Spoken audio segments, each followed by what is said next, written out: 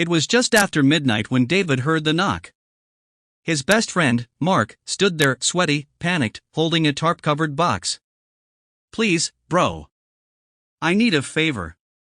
Don't ask questions. Just keep this in your garage for a while." Out of loyalty, David said yes. But the next morning, the news broke. A murder. And the weapon was missing. David froze. What exactly had he agreed to hide? David and Mark had been inseparable since childhood. They grew up in the same neighborhood, played the same sports, even stood as best men at each other's weddings.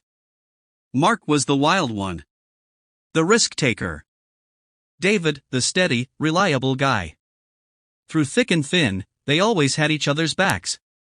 When David lost his job, Mark covered his bills for months. When Mark's father passed away, David stayed up all night by his side. So when Mark showed up asking for help, David didn't hesitate. Because that's what friends do. Right? But things changed quickly.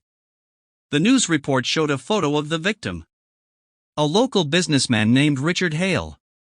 Police were searching for a suspect and evidence. David's stomach sank. He went to the garage. The box was still there. His hands shook as he lifted the tarp.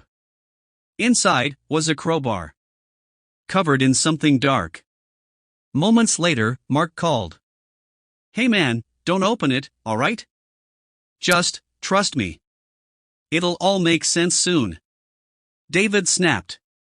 "Mark, what the hell did you drag me into?" Silence.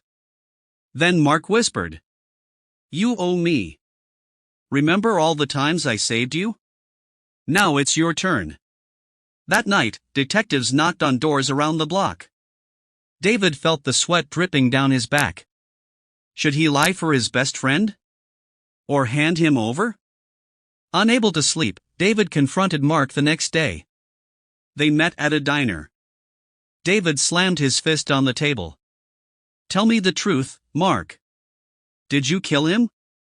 Mark leaned in, eyes cold. "I didn't kill anyone. But I was there." He explained. Richard Hale was involved in shady business. He'd cheated Mark's company, stolen thousands. Mark went to confront him. Things got heated. Another man attacked Richard. And when it was over, Richard was dead. Mark panicked, grabbed the crowbar, and ran. "David, you're the only one I trust. Please, help me survive this." David's world spun. His best friend was asking him to destroy evidence. To become an accomplice. But then he saw the security camera footage on the evening news. A blurry figure leaving the crime scene. And it wasn't Mark. The weight of it crushed David. Every time he looked at his wife, Emily, or held his daughter, he felt sick. Finally, he made his choice. He called the police. When detectives opened the garage, Mark was arrested within hours. But the story didn't end there. During interrogation, evidence showed another man's fingerprints on the crowbar. Not Mark's. It turned out Mark was telling the truth, he hadn't killed Richard. But he had lied about something else. He hadn't trusted David enough to explain. Instead, he used their friendship as a shield. Mark was released. But their bond was shattered. David couldn't look at him the same. In the weeks that followed, David replayed every memory.